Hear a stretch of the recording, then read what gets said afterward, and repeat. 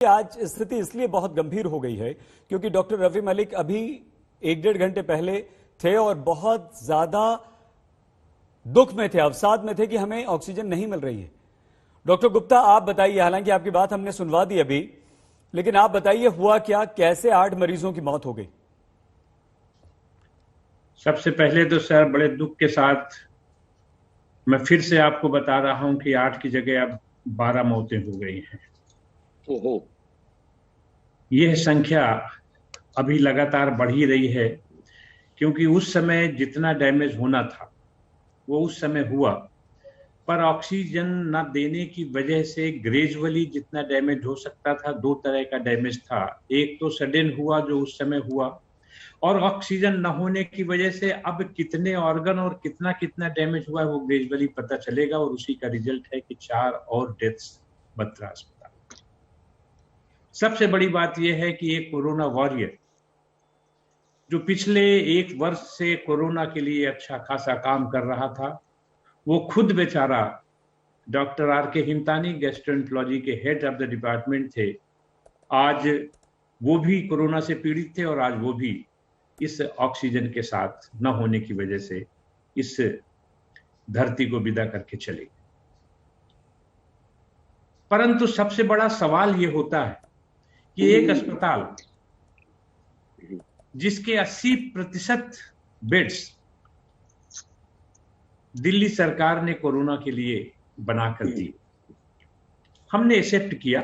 हमने कहा ठीक है, देश के साथ पेंडेमिक है कोरोना का और उसके साथ हम सब लोग हैं, आप जितना कहेंगे हम सब लोग उतना मिलके काम करेंगे। परंतु उस 80% बेड के साथ युद्ध लड़ने के लिए अस्त्र शस्त्र की कमी या उनकी जो पूरी होगी वो तो सिर्फ दिल्ली सरकार ही देगी ना। और अस्त्र शस्त्र के मामले में जो सबसे महत्वपूर्ण काम है वो है ऑक्सीजन। कोई भी ऐसी चीज नहीं है जिस पे डिबेट ना हो, ऑक्सीजन में कोई डिबेट। और हमने सरकार से दिल्ली में मांगा ही यही था कि आप हमें हमारे मरीजों के हिसाब से कैलकुलेशन आपका है, आपने बहुत अच्छा कैलकुलेट किया था, और उस कैलकुलेशन के हिसाब से जो 320 मरीज हमारे यहाँ थे उसके हिसाब से करीब 7-8 हजार लीटर की ऑक्सीजन हमको रेगुलर दे, नंबर 1। नंबर 2, इस ऑक्सीजन की सप्लाई एक निरंतरता के साथ हो जिससे जो इंसिडेंट आज हुआ है वो इंसिडेंट दोबारा नहीं होना चाहिए। और ये गेम जो है पिछले 1 हफ्ते से हम लगातार महसूस कर रहे हैं और खेल रहे हैं। रोज ऐसा समय आता है जब ऑक्सीजन कम होती है, हम चिल्लाते हैं, सब जगह जाते हैं, आ जाती है, 10 मिनट का गैप होता है, 15 मिनट का गैप होता है, हम लोग मैनेज कर लेते हैं। परंतु हर बार हमारा नहीं था। आज भाग्य ने हमारा साथ नहीं दिया और ऑक्सीजन सरकार की तरफ से या आइनॉक्स या जो भी सप्लायर हैं, हमको ऑक्सीजन नहीं मिली और उसमें करीब 1.25 घंटे की देरी हो गई। ऑक्सीजन प्रेशर नहीं रहा। हमने मैनीफोल्ड के द्वारा, ऑक्सीजन सिलेंडर्स के द्वारा भरपूर कोशिश की कि हम उतनी देर तक इसको मेंटेन कर सकें, परंतु अफसोस जब तक ऑक्सीजन आई जब तक 12 मौतें हो चुकी थी। ठीक है सर, अब एक लाइन में क्या आप हमें ये बता सकते हैं कि यह गलती किसकी हुई? कौन ऑक्सीजन आपको देता है और किसने नहीं दी?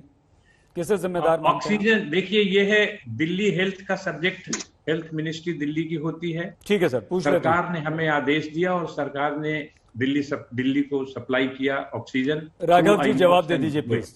ठीक है गुप्ता जी। देखिए शहीद भाई, 2-3 विषय हैं और मैं तो गुप्ता साहब को काफी अरसे से जानता हूं। संगम विहार से गुप्ता जी विधायक का चुनाव भी लड़ते आए हैं, बहुत वरिष्ठ डॉक्टर हैं। मैं बस इतना कहना चाहूंगा कि इस समय पूरे देश में शहीद भाई ऑक्सीजन की उत्पाद नियंत्रण और वितरण केंद्र सरकार देख रही है। प्लीज राघव जी लोग बहुत परेशान हो चुके हैं। मेरी बात तो सुन लीजिए शहीद भाई। प्लीज, ये सब जानते हैं आप रोज आते हैं, रोज यही बात कहते हैं। राघव जी प्लीज सुन लीजिए। नहीं राघव जी आप, अच्छा हम नहीं पूछते हैं।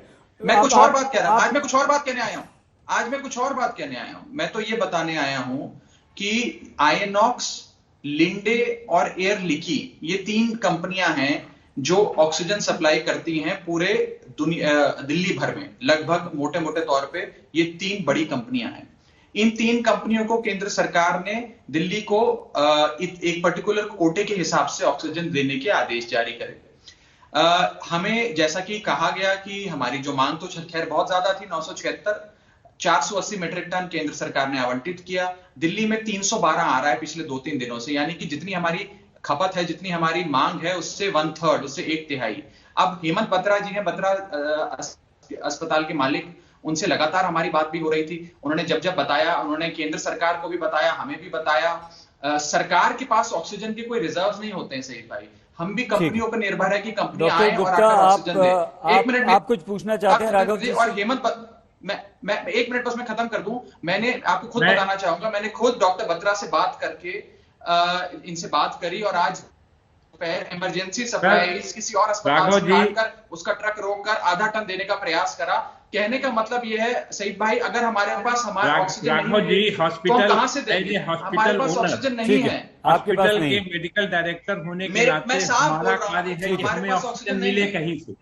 हम तो चाहते हैं कि हमें सिर्फ अपने मरीज को इलाज करने के लिए ऑक्सीजन मिले। आपने हमें कहा कि आप 80% बेड खोल दीजिए कोरोना के लिए, हमने खोल दिया। हमको उसके लिए जो चाहिए, उसके लिए ऑक्सीजन की सप्लाई आपकी ही जिम्मेदारी। वो सप्लाई हमें मिलती रहे, निरंतर मिलती रहे। हम और भाव से देश की सेवा, अपने मरीजों की सेवा और प्रदेश की सेवा करते रहे। देखिए, इसमें थोड़ा सा सईद भाई, पानी दिल्ली सरकार देती है, बिजली दिल्ली सरकार देती है, ठीक है, ऑक्सीजन आप नहीं देते, प्रोडक्शन दिल्ली सरकार का नहीं होता, नहीं देते। आप देखिए वही बात आप बार बार घुमा फिरा के वहां पर आ जाते हैं राघव जी।